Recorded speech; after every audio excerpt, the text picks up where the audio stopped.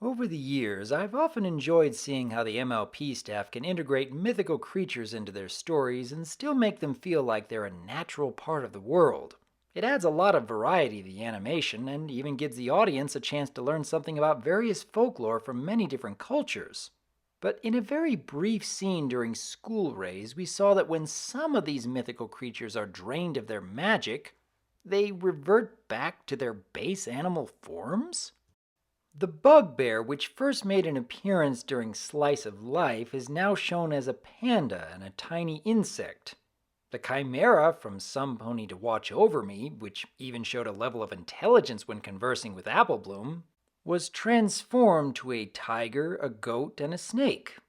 So this brings up a very interesting question.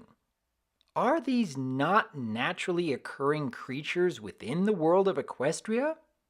Were they fused together by magic at some point in the past?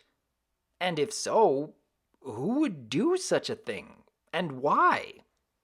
One might think some curious unicorns experimenting with forbidden magics long ago created something like the cockatrice, which could have easily turned its creator to stone and never looked back. And you could get a lot of interesting fanfiction material out of such ideas.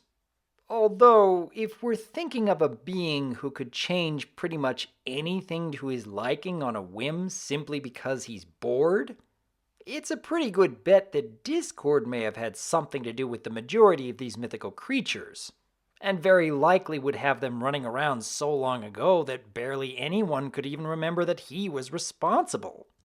In fact, you think it might be possible that Discord himself was just having so much fun changing anything and everything to his liking that even he doesn't remember doing half the things he did more than 1,000 years ago? Still, it's a pretty good theory. Except were it not for the elements of harmony, which, as you'll recall at the end of the Season 2 premiere, they were able to reverse all of Discord's shenanigans around Ponyville and beyond.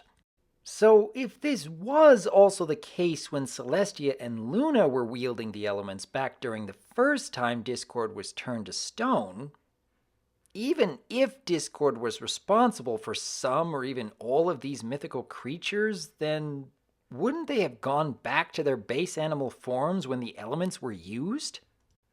Either the elements weren't able to affect all of Equestria, and some of Discord's antics have held on to his chaotic magic after all this time, or someone or something else was responsible for imbuing these various animals with magic and fusing them together in the first place. In some cases, maybe even granting them the ability to speak.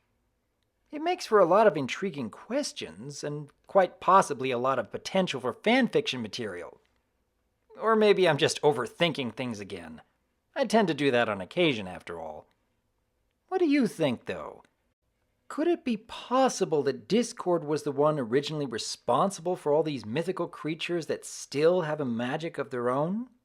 Or can you think of some other explanation that might help bring all these ideas together? Let me know. Because as always, I am Dr. Wolf, and I look forward to hearing from you.